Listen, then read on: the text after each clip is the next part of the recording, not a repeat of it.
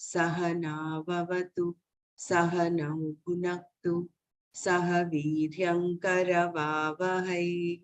तेजस्विनावधीतमस्तु मा विद्विषावहै।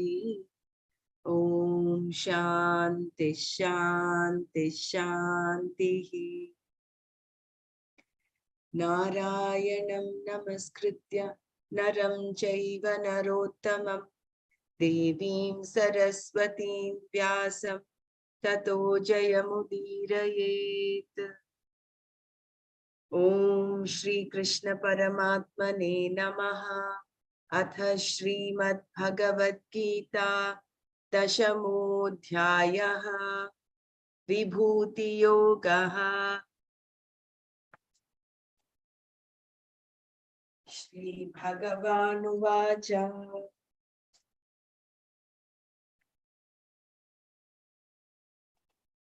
भूय एव महाबाहो शृणु मे परमं वचः यत्तेऽहं प्रीयमाणाय वक्ष्यामि हितकाम्यया। I'm moving on to the 10th verse. तेषां सततयुक्तानां भजतां प्रीतिपूर्वकं ददामि बुद्धियोगं तं येन मामुपयान्ति ते।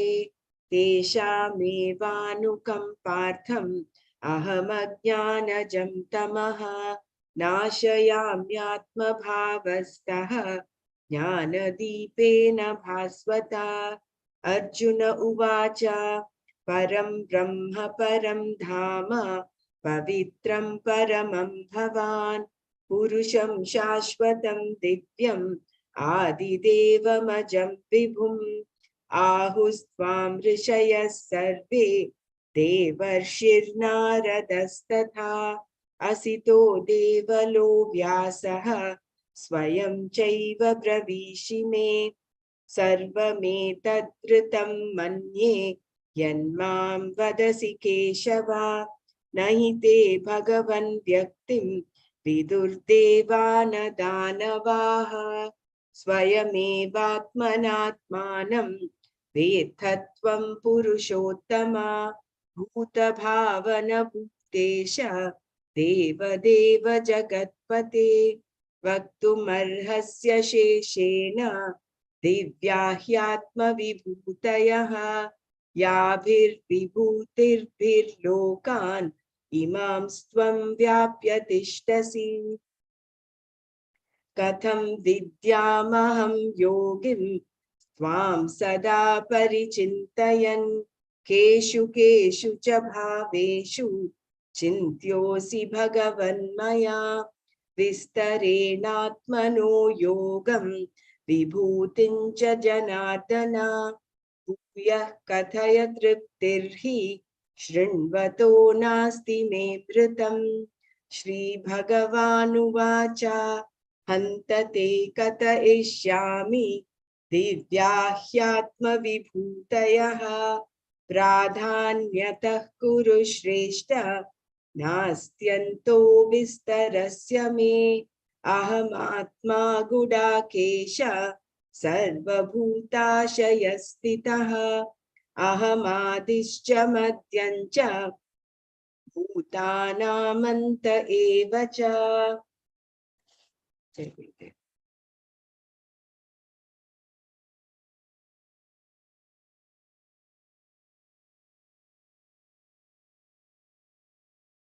Yes, I will share screen now.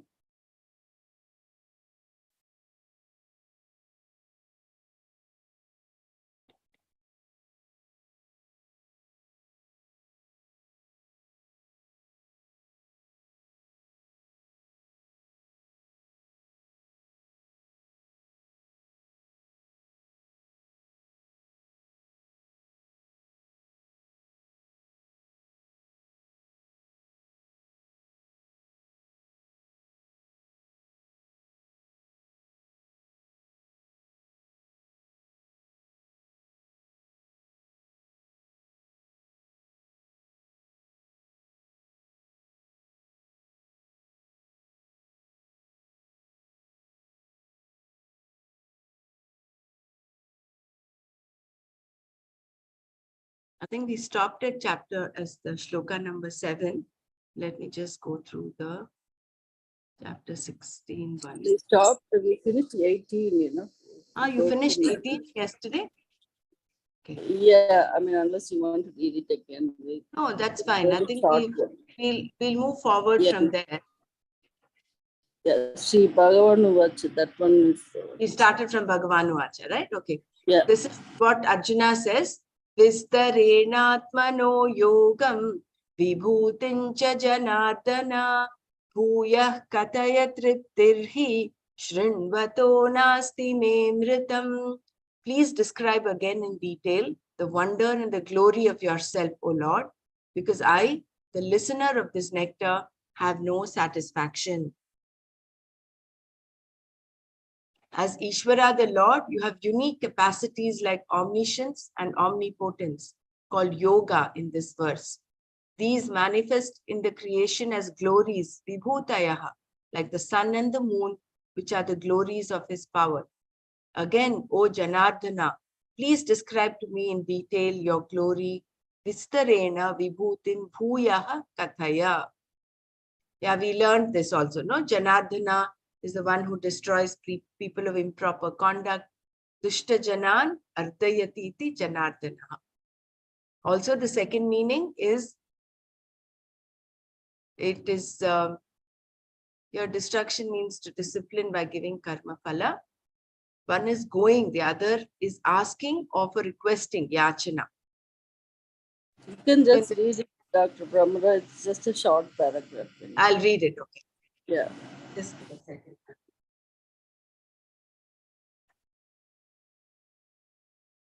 So Janardhana is the one who destroys people of improper conduct. Dushta Janan Ardayati iti Janardhana.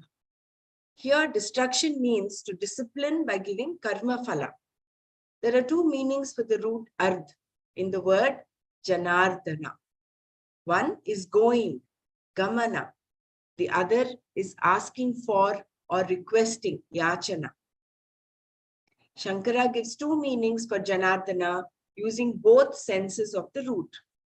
In the sense of going, gamana, he is the one who makes all the asuras, those who are opposed to the devas, go to unpleasant places like Naraka. By the law of karma, which is non-separate from him and is mandated by him, he sends them to Narakadi lokas. Taking the second meaning of the root, he is the one who is propitiated by all people, either for limited results or for the limitless, nishreyas. Limited results, abhyudaya, are prosperity, pleasures, and so on. Any desirable end other than moksha is called abhyudaya. Janardhana is the one that all these people pray to for both types of results. In a prayer, there are two objects. The primary object is what you are asking for, and the secondary object is whom you are asking. For a samsari, the two are separate. But a seeker prays to the Lord to know the Lord. So the two objects become one. The person from whom all this is asked, be it abhyudaya or nishreyas, is called Janardhana. Janaihi ardayate yachyate yasmat saha Janardhanaha. Please describe your glories to me, the listener, because the description is like amrita, nectar to my ears.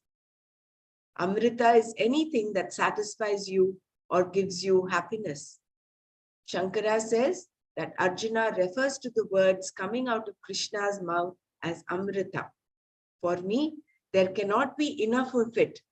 Triptihi nasti me. The more he hears, the more he wants to hear. Lord Krishna recounts his glories.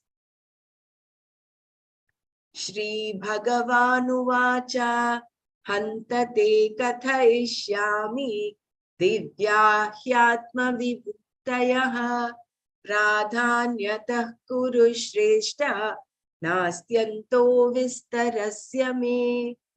Sri Bhagavan, the Lord, Uvacha said, Hanta, well now, Kurushreshta, O best of the Kurus, te to you, ye divyaha atma vibhutayaha, the glories of mind that are divine, tah kathayishyami, those I will narrate, pradhanyataha, in keeping with their importance, he, because, me vibhutinam vistarasya me, for the detailed description of my vibhutis, antaha na asti, there is no end. Shri Bhagavan Uvacha, Hanta Kurushreshta, te ye divyaha atma vibhutayaha, ताः कथयिष्यामि प्राधान्यतः हि मे विभूतीनाम् antah na asti. Shri Bhagavan said, well now, O best of the Kurus, Arjuna, I will tell you my divine glories in keeping with their importance, because there is no end to a detailed description of my glories.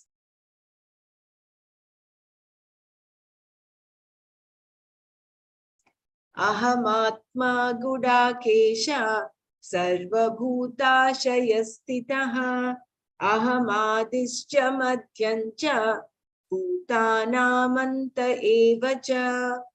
Gudakesha, oh, the master of sleep, Arjuna. Aham Atma, I am the self, Sarva Bhutashaya Sthitaha, who resides in the hearts of all beings. Cha, and Aham, I am, Bhutanam, of all beings and things, Adihi, the cause of the creation, Madhyam cha, and the sustenance, Antaha eva cha, and resolution. Gudakesha, Aham Atma, Sarva Bhutashayastitaha, cha Aham, Tanam Adihi, Madhyancha, Antaha eva cha. O the master of the sleep, Arjuna, I am the self who resides in the hearts of all beings, and I am the cause of the creation, sustenance, and resolution of all beings, things. Hanta is an expression of wonder or pleasure. Krishna is happy that Arjuna has asked him this. He says, Te katayishyami, I will explain to you these special heavenly glories. Divyaha atma vibhutayaha. There is no end to my glories. They are endless. Nasti antaha vistarasya me.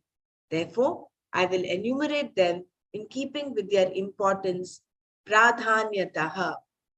Shankara explains, it is not possible to narrate all of them without leaving anything out. Even in 100 years, the list would not come to an end.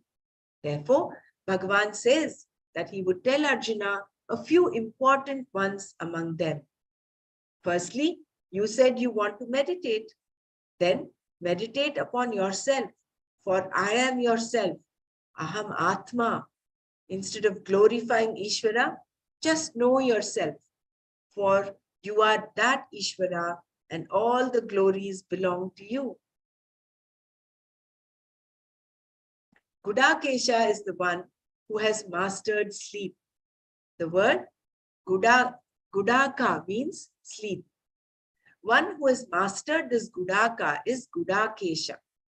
Shankara says, Jita Nidra. There's a footnote there. Gudaka Nidra Tasyaha Ishaha Gudakeshaha Jita Nidraha. So the one who has mastered his sleep. Shankara says, Jita Nidra, where Nidra means tamas. He is the one who has mastered tamas and is alert. There is another meaning of Gudakesha, the one who has matted hair. Guda means thick or matted, and Kesha means hair. Arjuna asked Bhagavan as to which are the objects in which he is available for meditation. And Krishna says, Aham Atma Gudakesha. I am the self, the Atma in you, Arjuna. The Aham, the Pratyagatma in Arjuna is Bhagavan. And the name form Arjuna is only an Upadhi. Since all glories belong to Bhagavan and Aham is Bhagavan, all glories of Bhagavan also belong to the Pratyagatma. The primary statement of the Shastra is that the Vastu is Pratyagatma. Secondly, with reference to Avastu, which is Mithya, the Lord says, I am Jagat Karana, the cause for everything.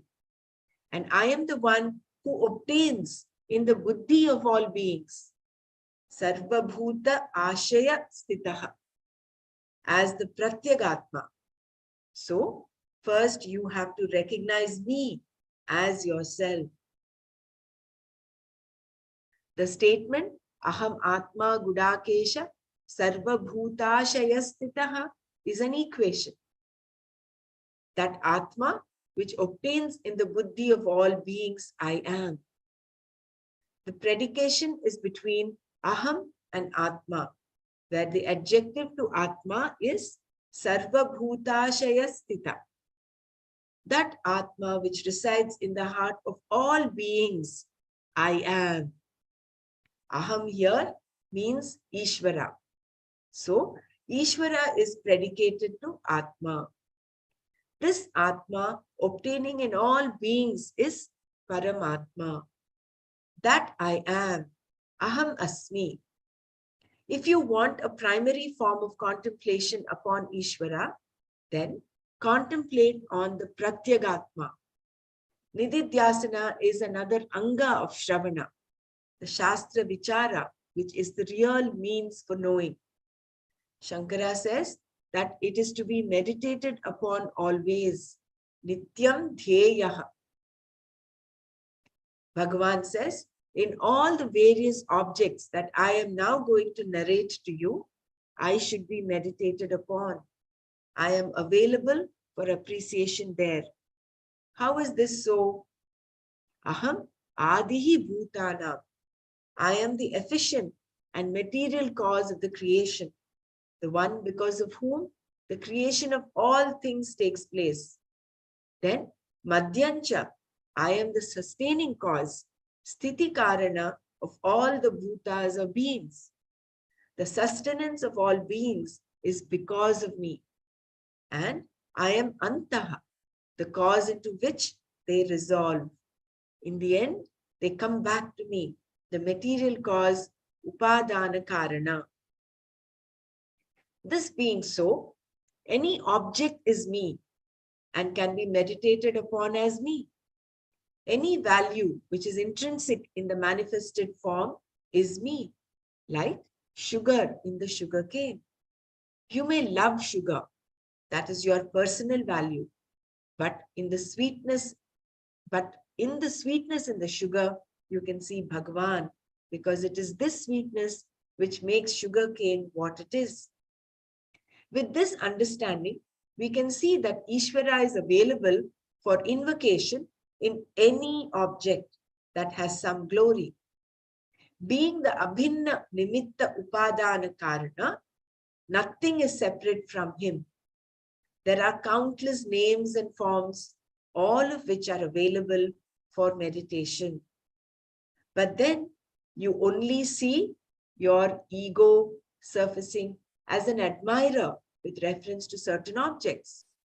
The source of that admiration is nothing but Ishvara, seen by your ego as it assumes the form of an admirer.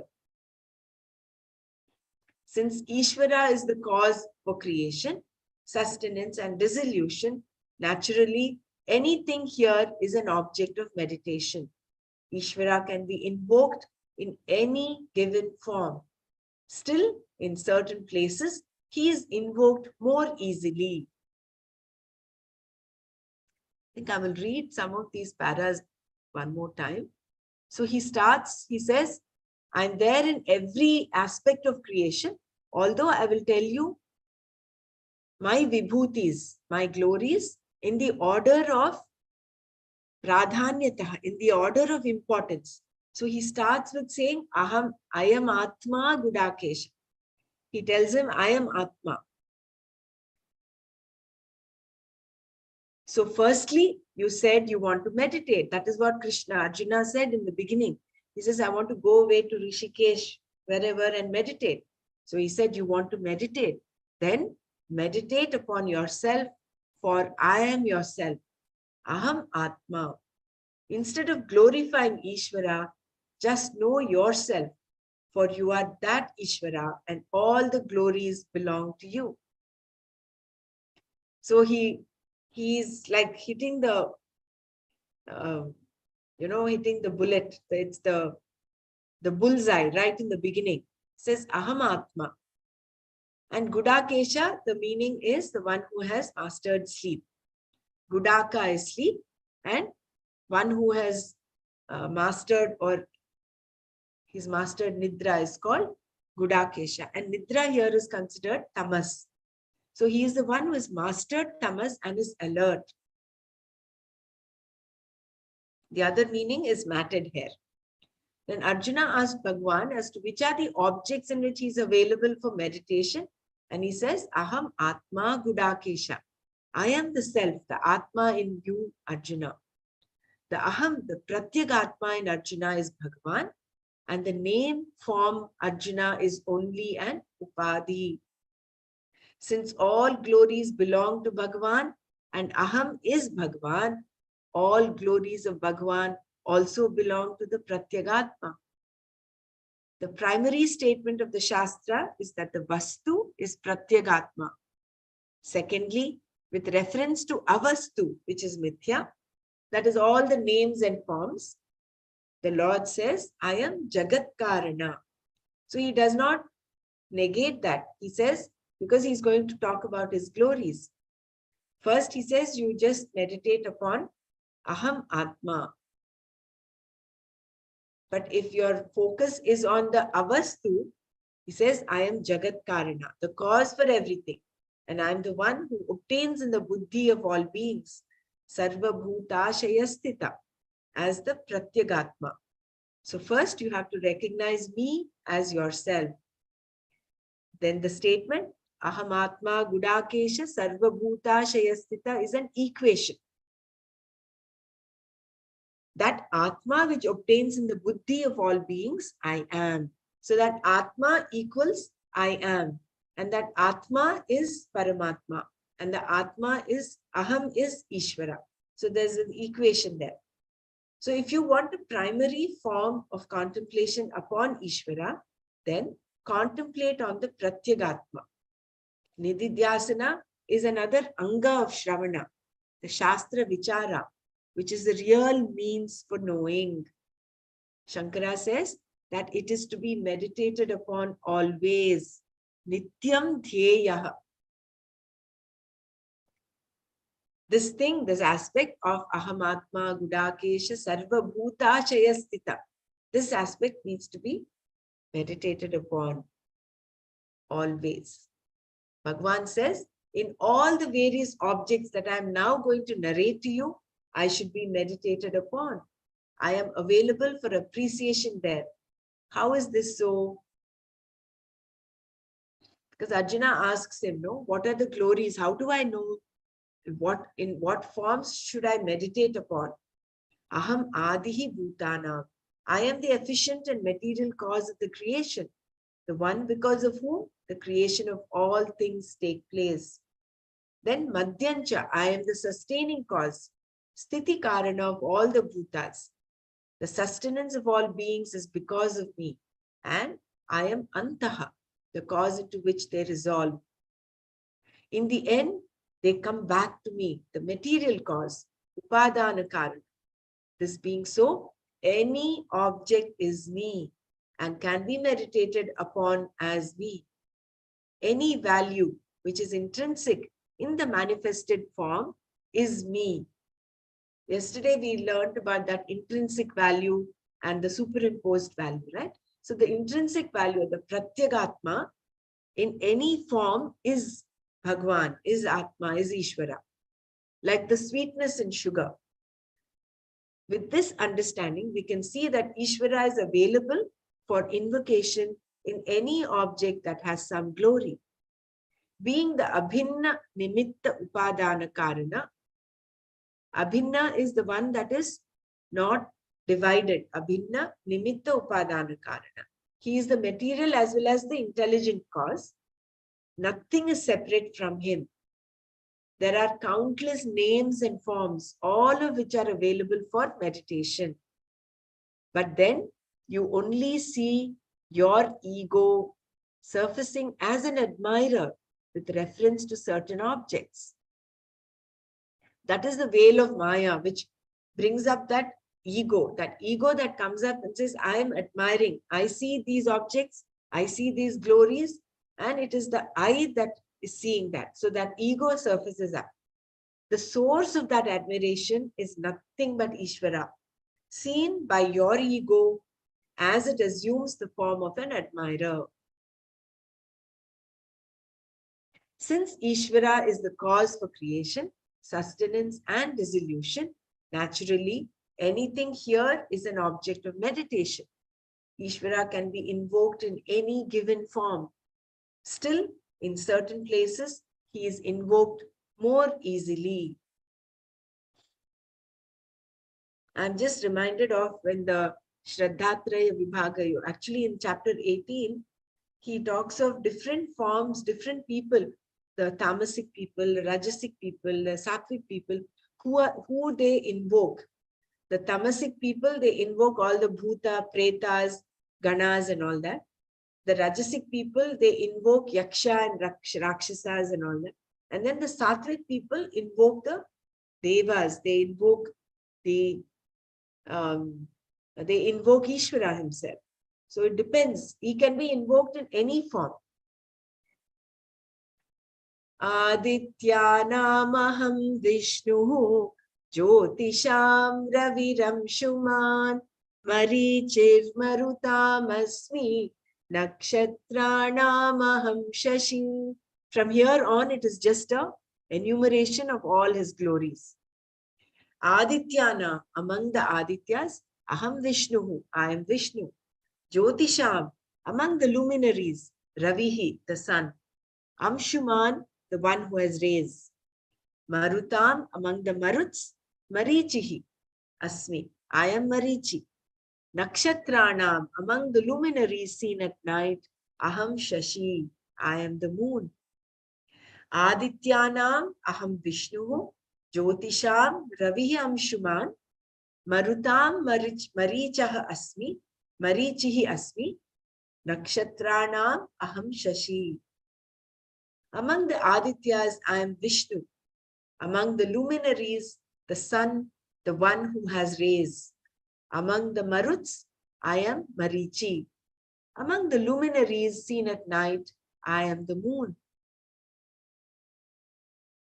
Vedanam Samavedosmi, Devanamasmi Vasavaha, Indriyanam Manaschasmi, Bhutanamasmi Chetana. Vedanam, among the Vedas, Samavedaha Asmi, I am Samaveda. Devanam, among the gods, Vasavaha Asmi, I am Indra. Indriyana, among the sense organs, Manaha Asmi, I am the mind. Bhutanamcha, and of the embodied beings, Chetana Asmi, I am the faculty of cognition. Vedanam Samavedaha Asmi, Devanam Vasavaha Asmi, Indriyanam Manaha Asmi, Bhutanamcha Chetana Asmi. Among the Vedas, I am the Samaveda. Among the gods, I am Indra. Among the sense organs, I am the mind. And of the embodied beings, I am the faculty of cognition. In the Puranas, Vedas, you will hear of various objects suitable for contemplation upon Ishvara. From the standpoint of the Puranas, among the 12 Adityas, I am Vishnu. Ishvara viewed from the standpoint of sustenance is Vishnu. Here, Vishnu is the name of one of the Aditya Devatas. And who is this? Who are the Aditya Devatas?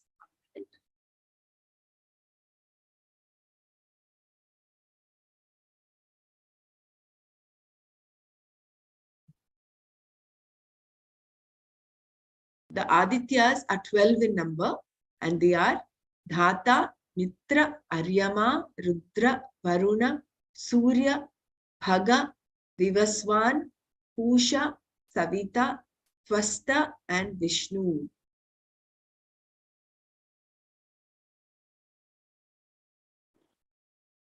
So among the Adityas, he is Vishnu. So Vishnu is the name of one of the Aditya Devatas known to us through the Puranas. Each Aditya, sun, sustains life within its sphere. But Vishnu is the all-pervasive sustainer of even the Adityas. But here Bhagavan says, I am, and here Bhagavan says, I am that Vishnu. From the standpoint of the world, among the luminous bodies in the sky, the brightest is the sun, Ravi, the one who has rays, Amshuman.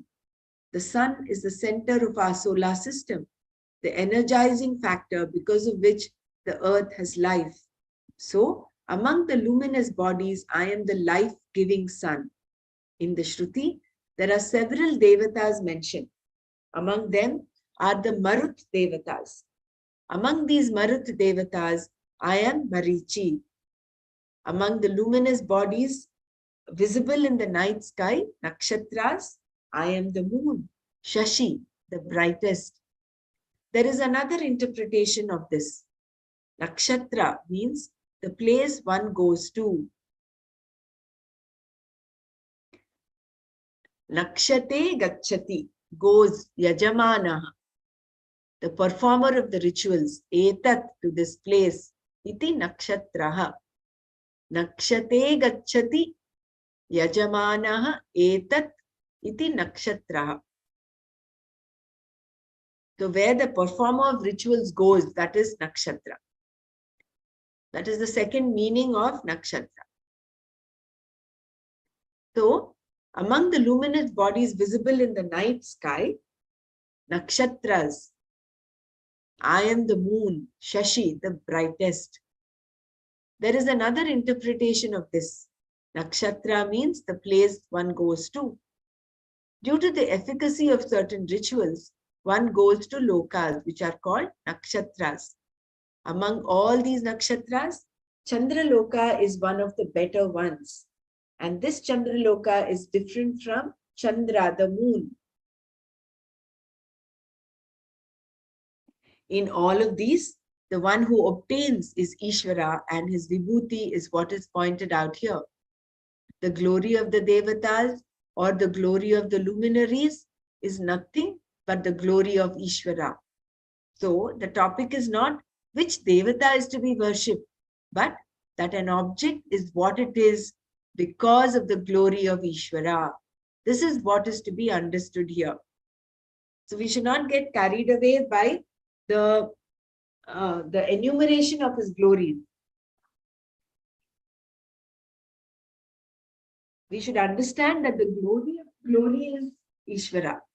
The reason, the source of the glory is Ishvara. So our focus should be Ishvara and not any of these enumerated glories.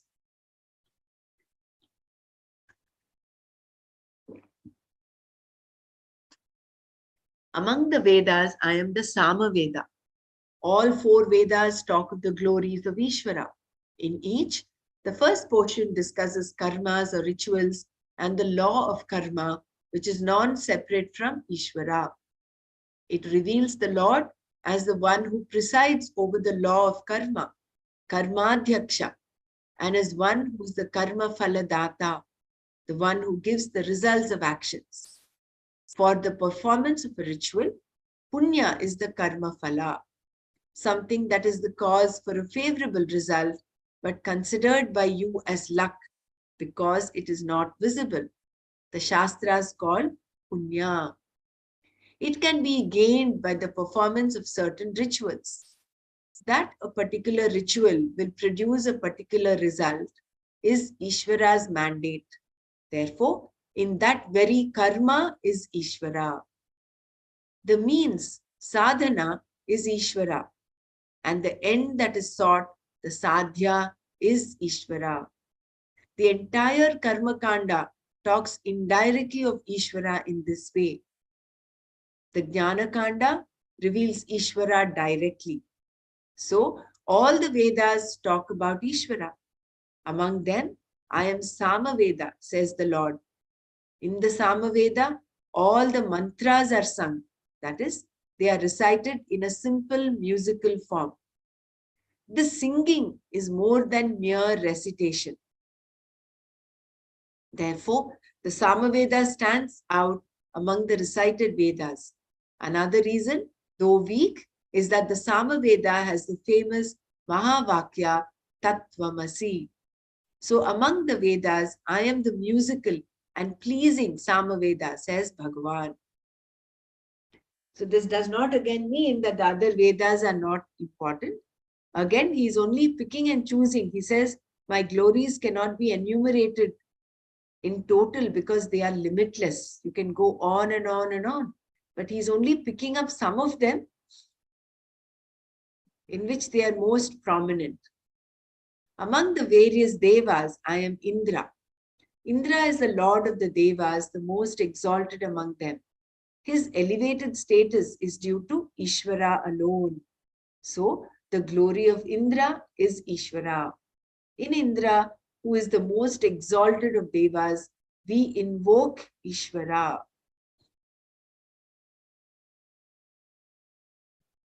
There are different types of sense organs or indriyas, the organs of action, karmendriyas, and the organs of knowledge, jnanendriyas. All of them, Bhagavan says, are me.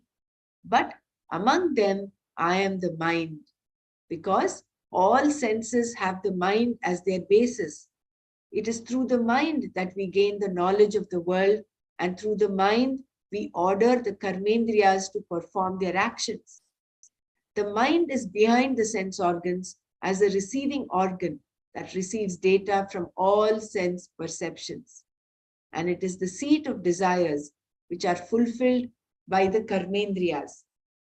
Both the sense organs of perception and the organs of action depend upon the mind. Therefore, the mind is also considered an instrument, karana. Among all the indriyas, karana, not karana. Among all the indriyas, karanas, I am the mind, the one that is most important, without which none of the others can function. Wherever there is such importance, there is the glory of Ishvara. The glory of the mind is Ishvara. Then, among the embodied beings, Bhutanam, I am the buddhi, the faculty of cognition, the capacity to inquire and understand, which is manifest through the buddhi, is Ishvara. There is nothing more beautiful than clarity of knowledge. There is nothing more beautiful than clarity of knowledge. Bhagavan says, I am that Chetana. Chetana implies not only clarity, but free will. It is the highest form of Prakriti's manifestation. If you accept a process of evolution, Prakriti reaches a point of fulfillment the moment the Upadhi gains the faculty of choice, Buddhi. If you accept a process of evolution, Prakriti reaches a point of fulfillment the moment the Upadhi gains the faculty of choice, that is, Buddhi. There is an inbuilt faculty for a child to grow to become an adult. It is a biologically mechanical process involving no special will. This is called bhava vikara. But once the will is given, Prakriti has fulfilled itself and does not help you in your growth any further.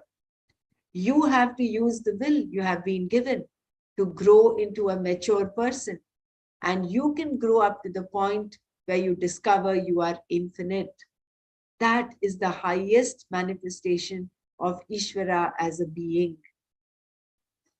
This is so beautiful.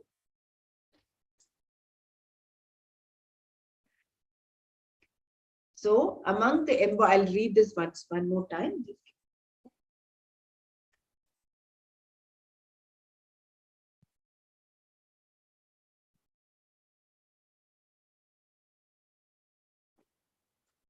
Among the embodied beings, Bhutana, I am the Buddhi, the faculty of cognition, the capacity to inquire and understand, which is manifest through the Buddhi, is Ishvara. There is nothing more beautiful than clarity of knowledge. Bhagavan says, I am that Chetana. Chetana implies not only clarity, but free will. So Chetana is clarity as well as free will. It is the highest form of Prakriti's manifestation. If you accept a process of evolution, Prakriti reaches a point of fulfillment the moment the Upadhi gains the faculty of choice, that is Buddhi. There is an inbuilt faculty for a child to grow to become an adult. For this, he does not need any free will. He will naturally grow. It is a biological, mechanical process involving no special will. A baby does not need to will to become a child or to become a teenager. That's a natural, biological, mechanical process. This is called bhava vikara. But once the will is given, Prakriti has fulfilled itself and does not help you in your growth any further. So it is your own doing. You make your own blueprint, right? So that free will is given, and the highest manifestation of this free will is when you understand yourself as Ishvara. You have to use the will you have been given to grow into a mature person. Remember, we have those three choices, right?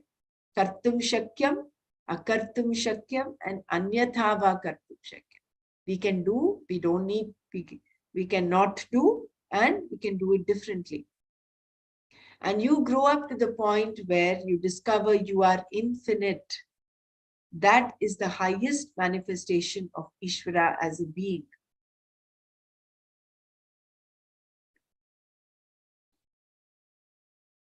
That is our sadhya. Sadhana, all the direction, the end goal of our sadhana is to reach that point where you discover you are infinite. And for that, you require a buddhi which is clear, that has clarity of knowledge. And we use our free will in the right manner to gain that.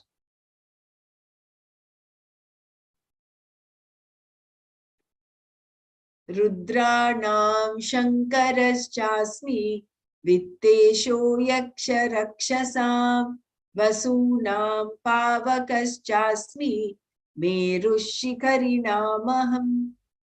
Rudranam, among the Rudras, Shankaraha Asmi, I am Shankara. Vitteshaha, I am Kubera, the Lord of Wealth. Yaksha Rakshasam, among the Yakshas and Rakshasas. Vasunam, among the Vasus. Pavakaha Asmi, I am fire, the purifier.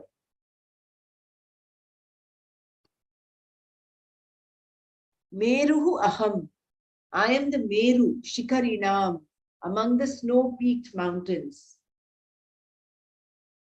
So, Rudranam Shankaraha cha asmi, Vitteshaha Yaksha Rakshasam, Vasunam Pavakas chasmi, Meruhu Aham Shikarinam. Among the snow, among the Rudras, I am Shankara. I am Kubera among the Yakshas and Rakshasas. Among the Vasus, I am fire. I am Meru among the snow-peaked mountains. So he starts off with starts off with saying, I am Atma. And then he goes on to describing the glories in the creation. First he says, Adityanam aham Vishnu. And Jyotisham Raviram Shuman. Then Nakshatranam aham Shashi.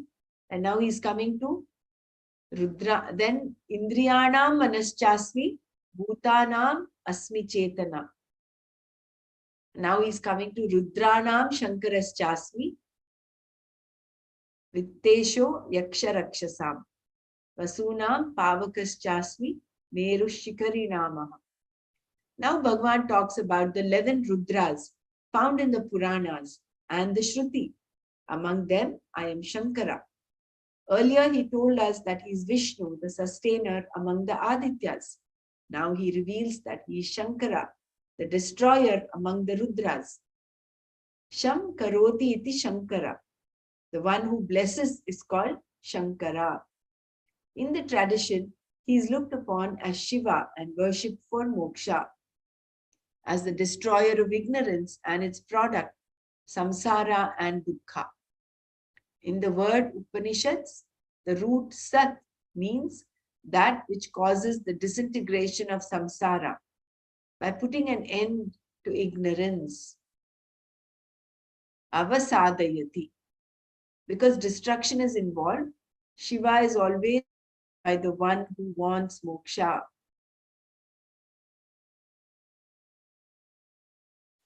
Sham means that which is auspicious, Mangala, the final end.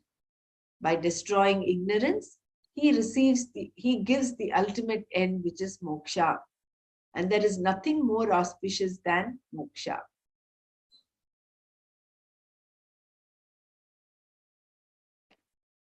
So I will just read this one more time. Bhagavan now talks about the 11 Rudras found in the Puranas and the Shruti. Among them, I am Shankara. Earlier, he told us that he is Vishnu, the sustainer among the Adityas. Now he reveals that he is Shankara, the destroyer among the Rudras. Sham karoti iti Shankara. The one who blesses is called Shankara. In the tradition, he is looked upon as Shiva and worshipped for moksha, as the destroyer of ignorance and its product, samsara and dukkha. In the word Upanishads, the root Sad means that which causes the disintegration of samsara by putting an end to ignorance. Avasadayati. Because destruction is involved, Shiva is always worshipped by the one who wants moksha. Sham means that which is auspicious, Mangala, the final end. By destroying ignorance, he gives the ultimate end, which is moksha.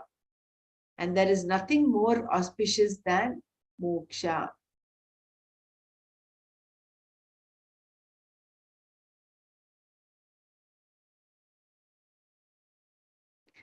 Aham Vitteshaha, the presiding deity of wealth, says Bhagavan. That is not Lakshmi. She is wealth itself and is Ishvara's glory. When you look at Ishvara from the standpoint of wealth, then Ishvara is Lakshmi, the Shakti of Ishvara. But the presiding deity of wealth is Kubera. So here, Vittesha is Kubera, one of the Yakshas. Yakshaha and Rakshaha are groups of celestials. Among them, I am Kubera. There is yet another group, a group of 8 Vasus. Among them, I am the god of fire. Aham Pavakaha. The god of fire is called Anala because he burns everything. He never has enough. Alam na vidyate yasya. He is also called Pavaka because by burning, he purifies everything.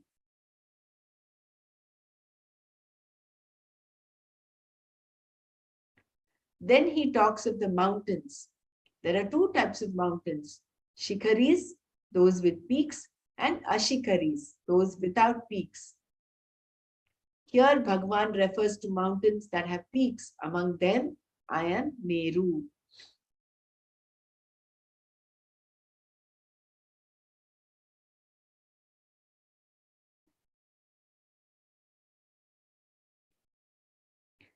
Purodhasam cha mukhyam mam Viddhi partha brihaspatiim Senani namaham skandaha Sarasamasmi sagaraha. Yeah, there's a footnote about Rakshaha and Yakshaha. Rakshaha, a particular set of asuras. Rakshitavyam shariram asmat iti rakshaha. The one from whom one's body has to be protected. Such lovely words and such beautiful explanation. Rakshaha is Rakshitavyam shariram yasmat iti rakshaha.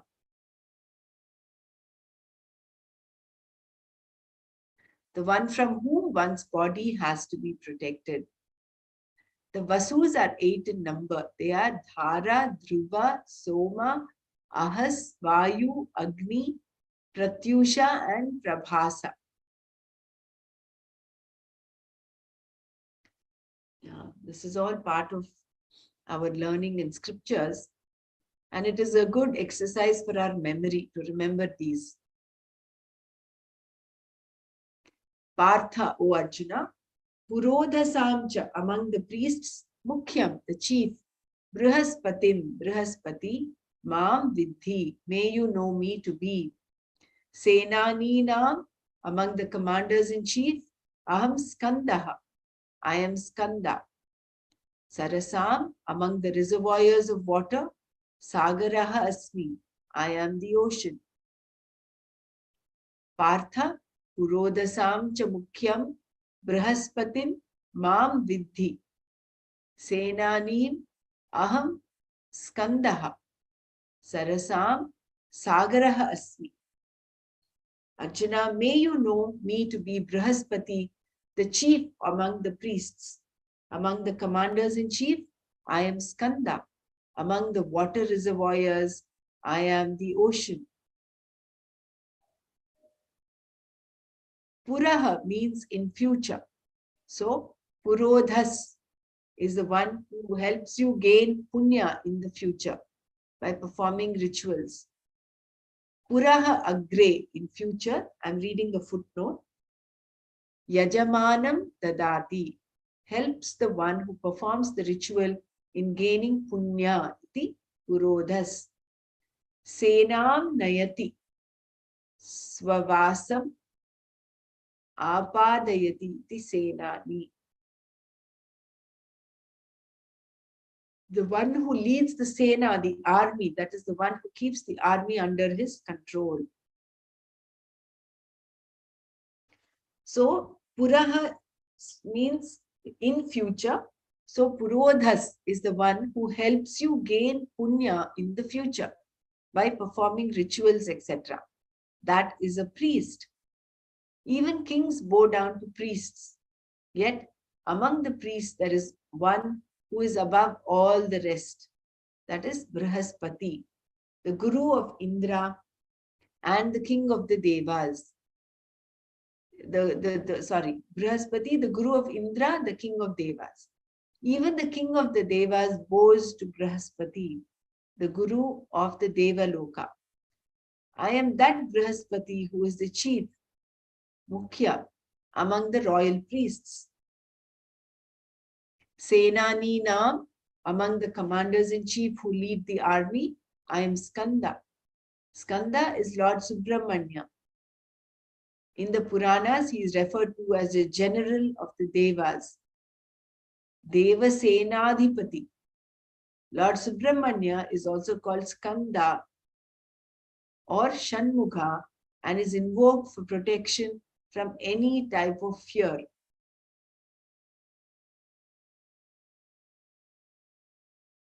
So here Ishvara is invoked as one who protects, and the glory of that Skanda is Ishvara's glory. There are two types of water reservoirs. One is created by God, the other by man. Among the God-made water reservoirs which are stationary, Sarasam, I am the ocean.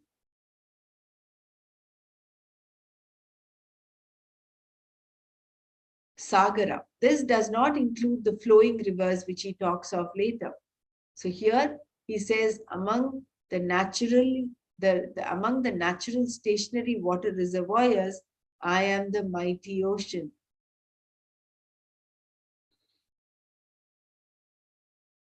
Jai Gurudev. I think we'll stop here. Just go through all the shlokas that we did.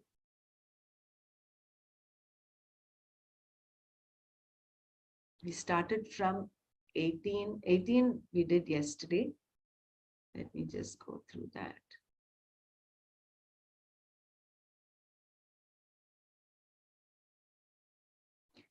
Vistarenatmano yogam vibhutincha janardana bhuyah kataya triptirhi shrunvato nasti me mritam.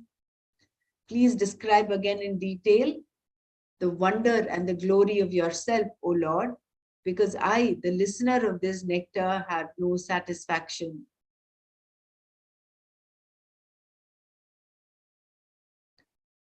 Lord Krishna says, Sri Bhagavan Uvacha, Hantate katayishyami divyahyatma vibhutayaha pradhanyatah kuru shreshta nastyanto vistarasya me.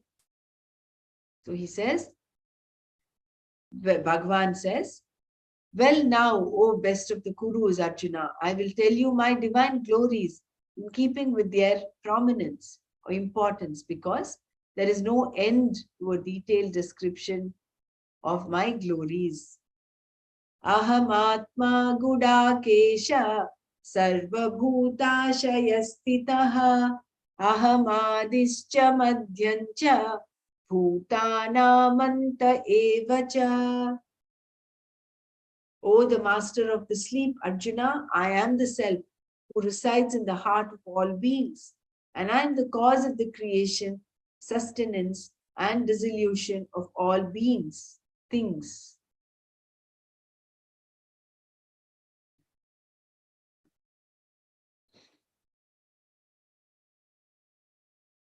Adityanamaham Vishnu Jyotisham Raviram Shuman Marichir Marutamasmi Nakshatranamaham Shashi. Among the Adityas, I am Vishnu. Among the luminaries, the sun, the one who has rays. Among the Maruts, I am Marichi. Among the luminaries seen at night, I am the moon.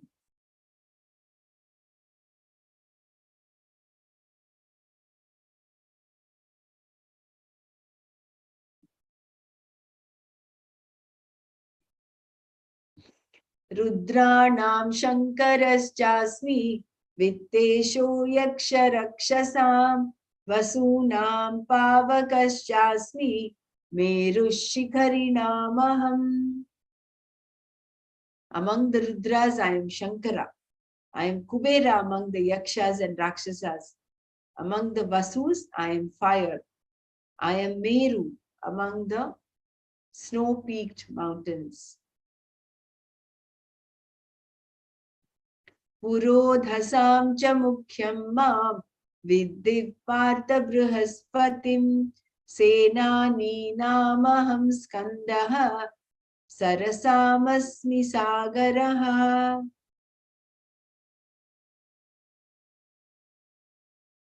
Arjuna, may you know me to be Brihaspati, the chief among the priests. Among the commanders in chief, I am Skanda. Among the water reservoirs, I am the ocean.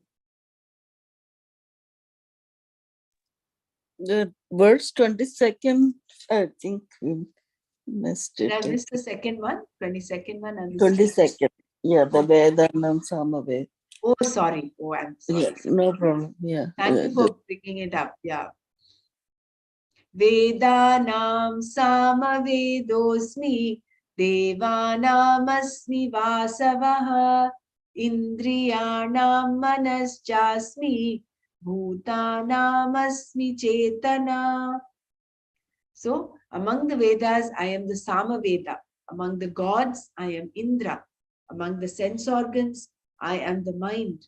And of the embodied beings, I am the faculty of cognition. You see, there is an order actually in the way Bhagwan is explaining and enumerating his glories. He starts off with I am Atma. I think we'll close our eyes and reflect on what we have understood. So tomorrow we'll need to start from 25. Right. Let's close our eyes.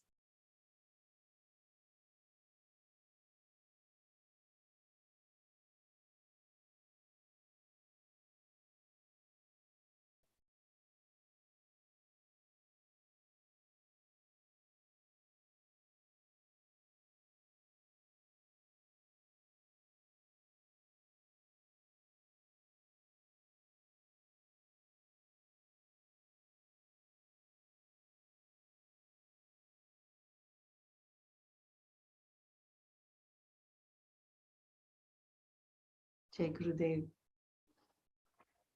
Let's share.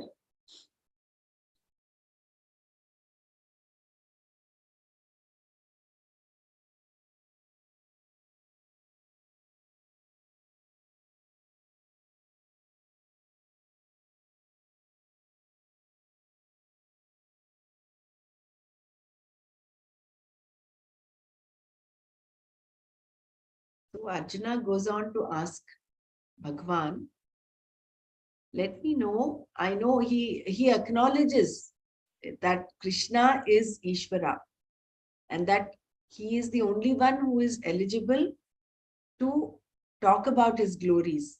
And he talks of Satyam and Ritam. He talks that he is Ishvara is Ritam, because even the different Devarshis, Narada, Asita, Devala, Vyasa, all of them also reconfirm that he is none other than Ishvara. So he says, you are the best to enumerate your glories. Let me know in what form I can meditate upon you. And then Bhagwan starts. He says, because you want to meditate, he says, Hantate Kataishyami.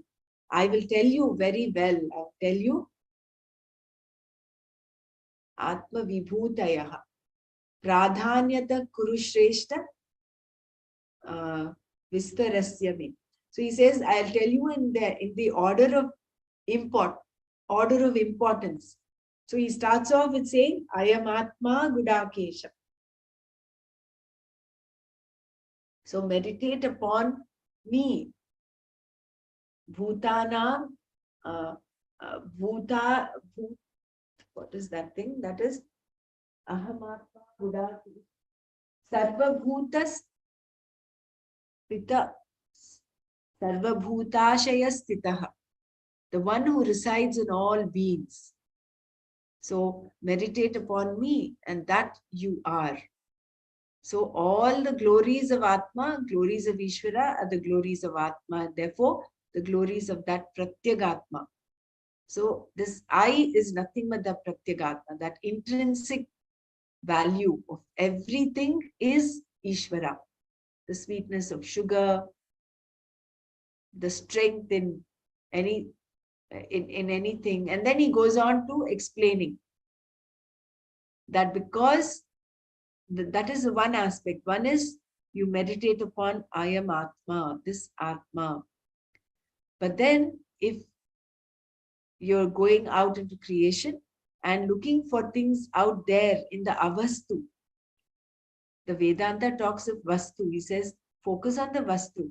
But if you're looking at the avastu, which is the mithya, the whole universe, which is mithya, is nothing but is created by Ishvara. He's the Jagat Karana. He's also the sustainer as well as the one who dissolves, into whom the whole universe dissolves. So therefore, every aspect of creation, whether it is small, big, glorious, or otherwise, has Ishvara permeating in and through. But then there are some specific things that the glories that are manifest, it's easier to meditate upon. And then he goes on to enumerate Adityana Maham Vishnu, Jyotisham Raviram Shuman. Yeah, I would let others also share. Please share.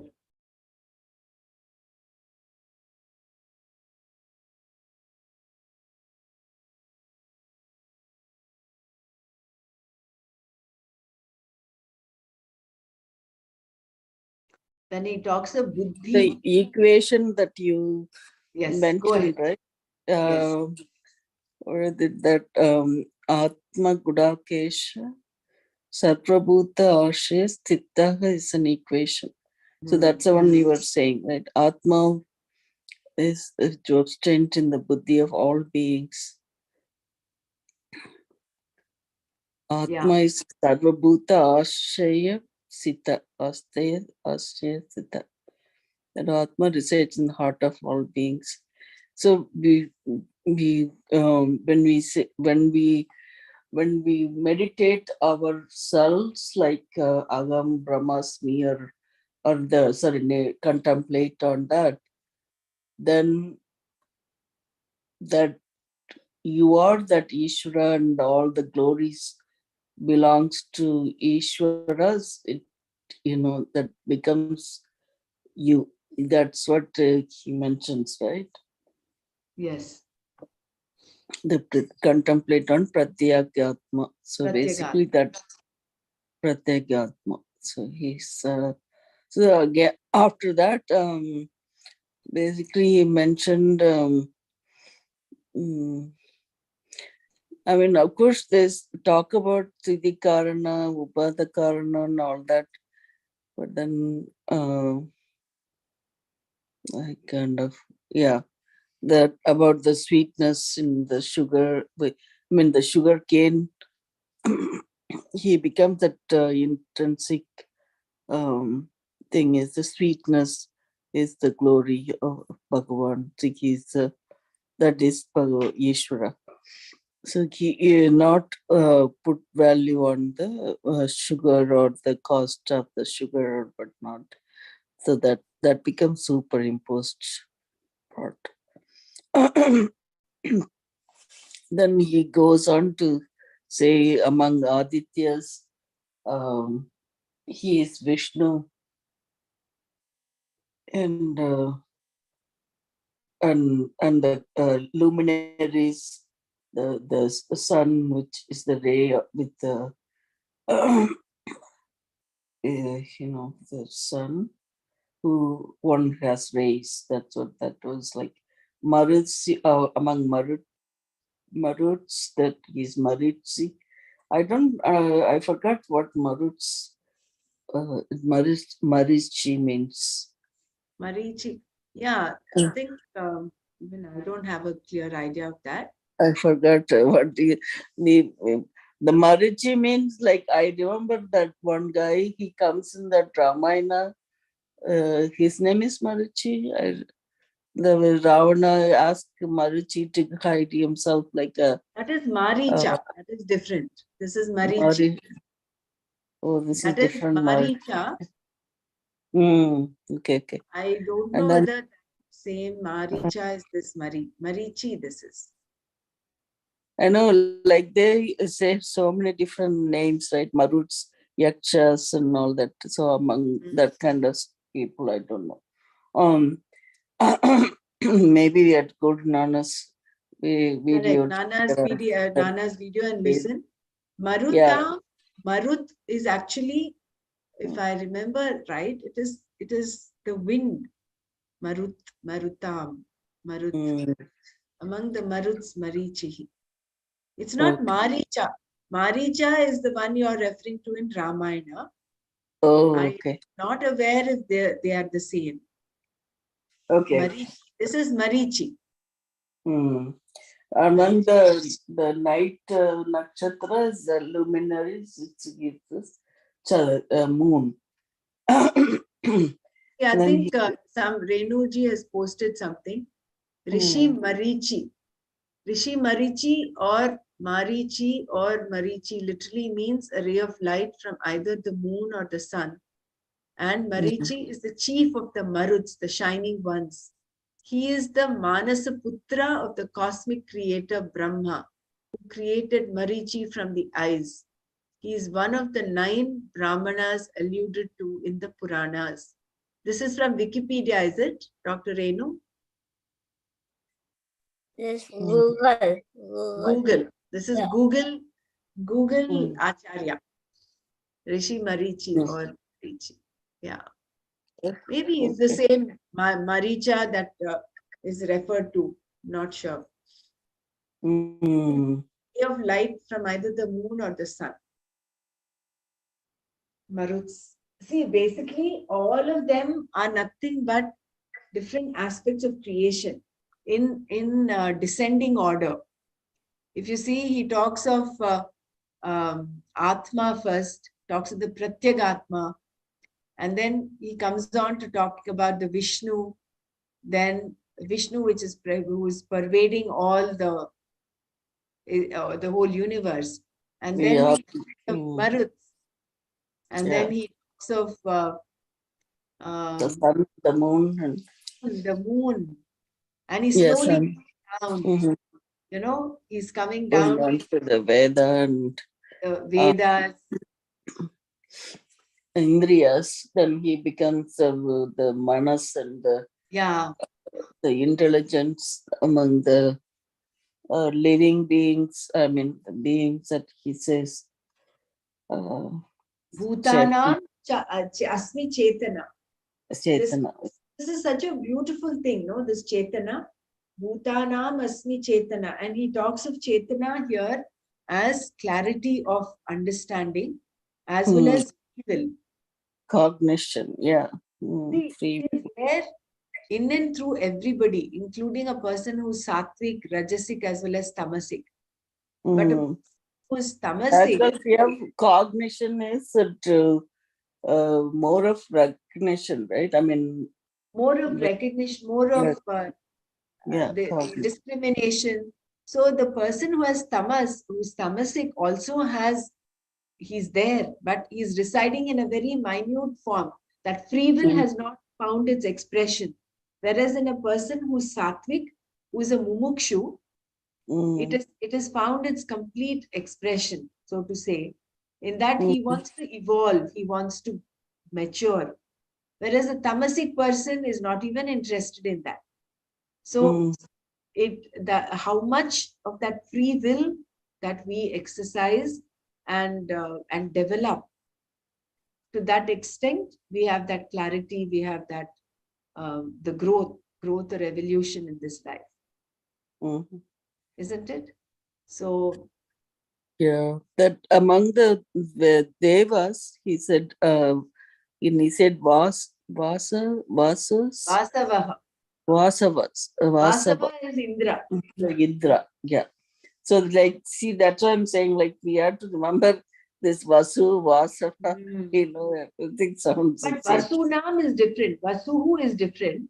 We'll Right. come to That's, that also. Vasunam pavakas chasmi, he says, no? mm, there was, who is that Vasu? Um, Vasunam pavakas chasmi.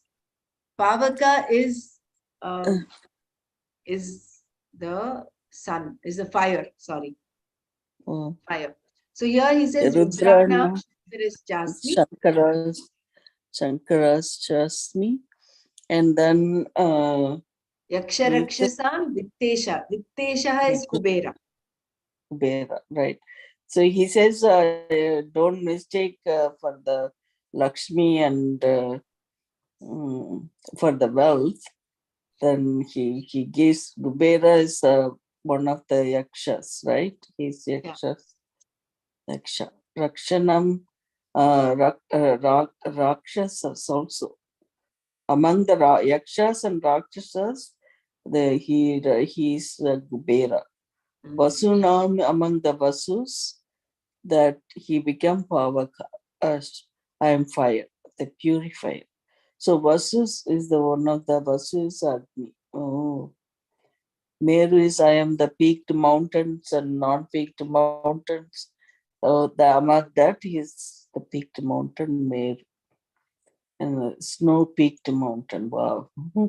Among the snow-peaked mountain is Meru. Very nice. And then the Bragaspati, I used to say Bragaspati for everything. So he is Guru of Indra, right? Devaloka. Of the He Devas. is Purudos. Purodhasa Chamukhyama. Purodhas means among the priests.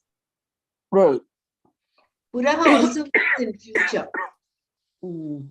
So Purodhas is the one who helps you gain punya in the future. So that is a Purodhas. The meaning given here is Puraha Agre, in future Yajamanam Dadati. The one helps the one who performs the ritual in gaining punya. That is why he is the priest. He helps him gain punya, and that punya happens in future.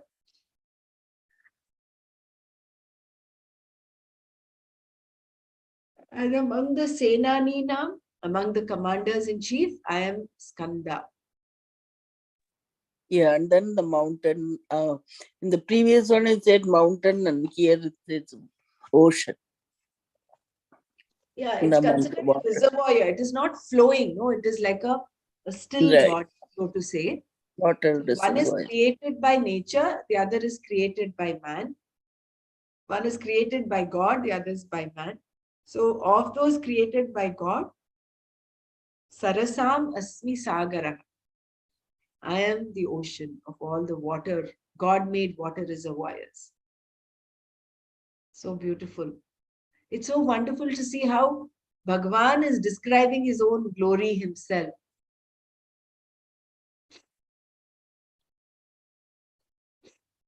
And again, we should not get led away by the small mind thinking that these are what are most important.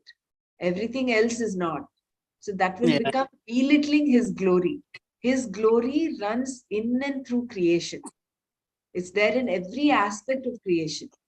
That is why he says, he emphasizes, he says, I am just, yeah. So we have to get it from that point of view. Otherwise, we can become faddists. No, we can become, we say, oh, Yeah, certain objects that you're limiting it yourself. You belittle the others and you say only this is important. That is not the point at all. Yeah, it's nice. So shall we go to chapter 6? Anyone wants to share? Anybody else wants to share? Please go ahead.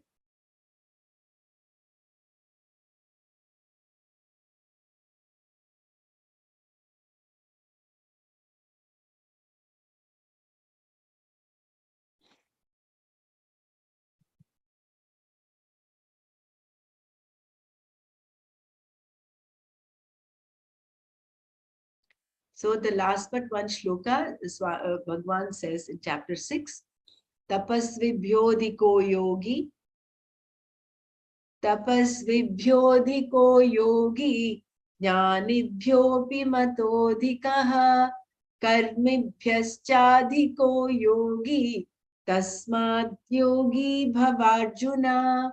It says a yogi is considered superior to those who live a life of meditation, superior even to the scholars, and superior to those who perform action. Therefore, O Arjuna, be a yogi.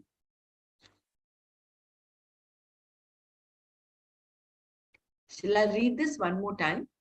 I think I will read this one more time. I know we read this yesterday.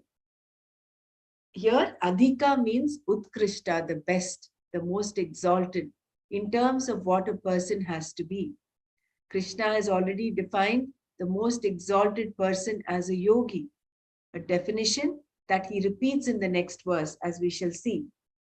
In the present verse, this yogi is described as one who is superior to all the tapasvis, those who perform various kinds of meditation, and all the karmis, meaning those who perform the enjoined Vaidika rituals.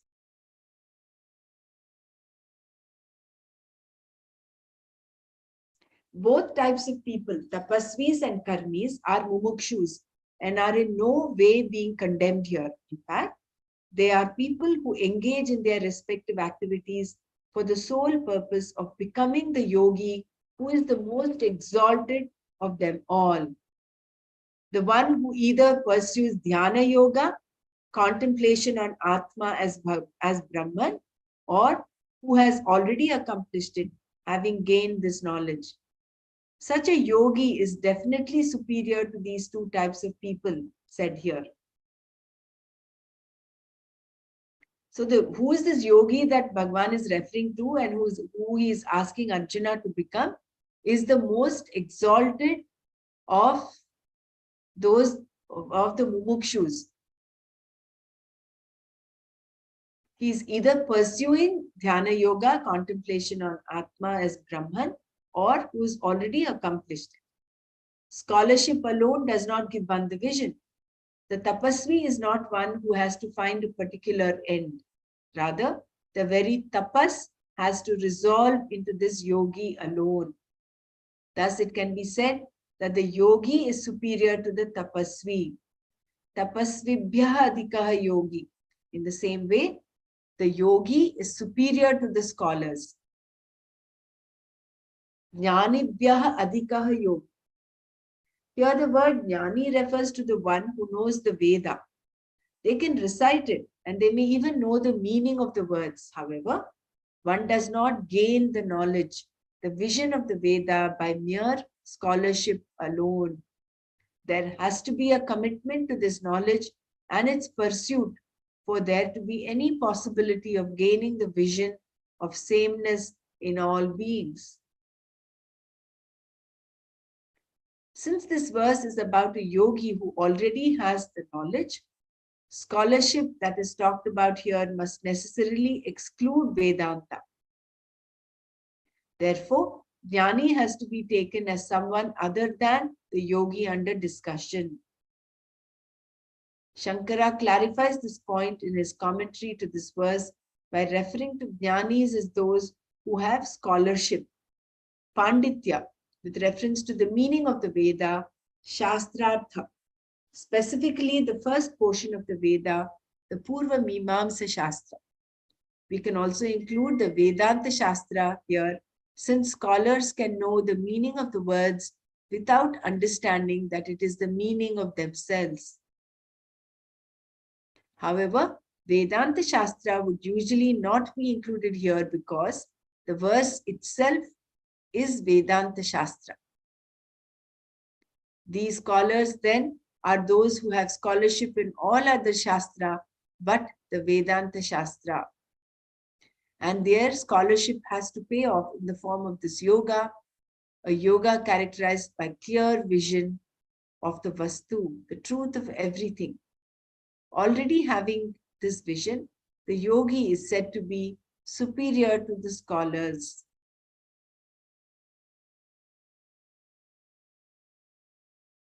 Therefore, that is Jnanibhyaha adhikaha yogi. Therefore, be a yogi. The yogi who is understood to be superior to the scholars and to the tapasvis is also thought to be superior to those who perform rituals, the karmis. Karmibhyaha cha adhikaha yogi. Therefore, what does Krishna tell Arjuna to become? Be a yogi, Arjuna. Tasmat yogi bhava Arjuna. Krishna says here. Having been given this advice, what was Arjuna to do? Based on everything Krishna has just said, this yogi is a sannyasi, one who gives up everything and sits in meditation. Does this not mean that Arjuna has to do the same? Originally, Krishna had asked Arjuna to get up and fight, explaining that karma was better for him than sannyasa.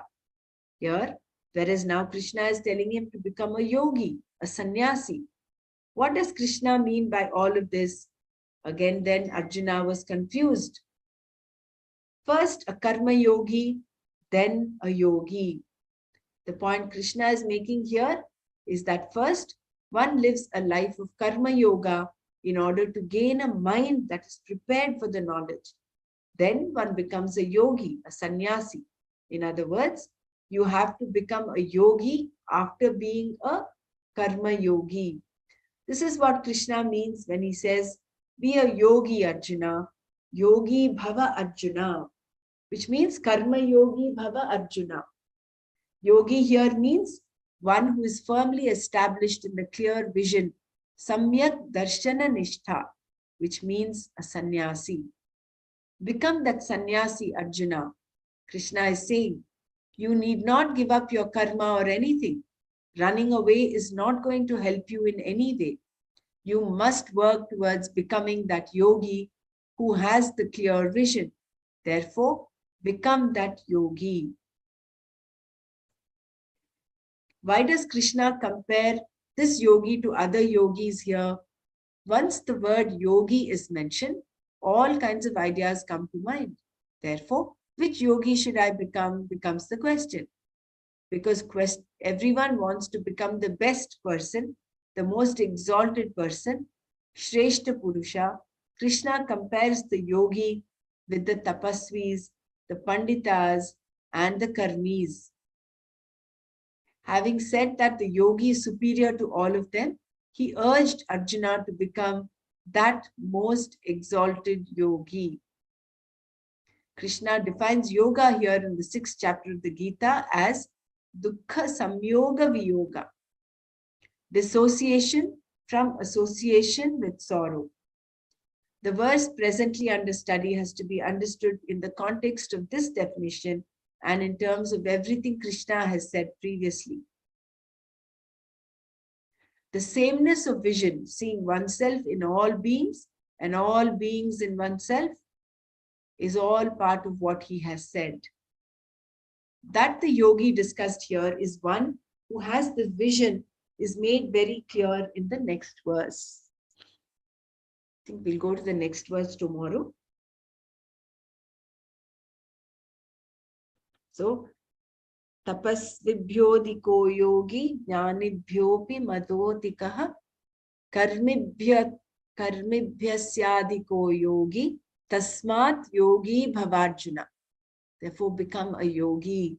So, in order to be that yogi, the most exalted person who is either pursuing Bhagwan, Ishvara, recognition of Ishvara, or who is already recognized, the first step is to be a karma yogi.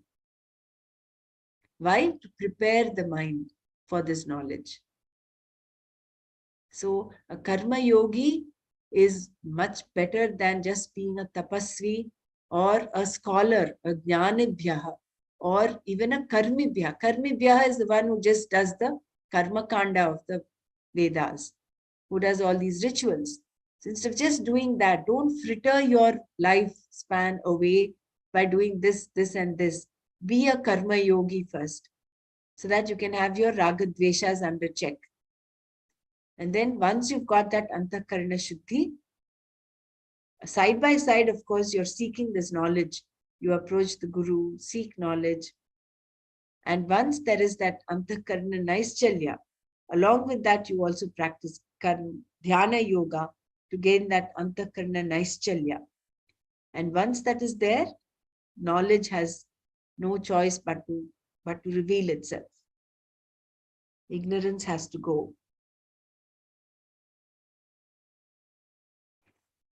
Yeah, I think if we'll stop here today.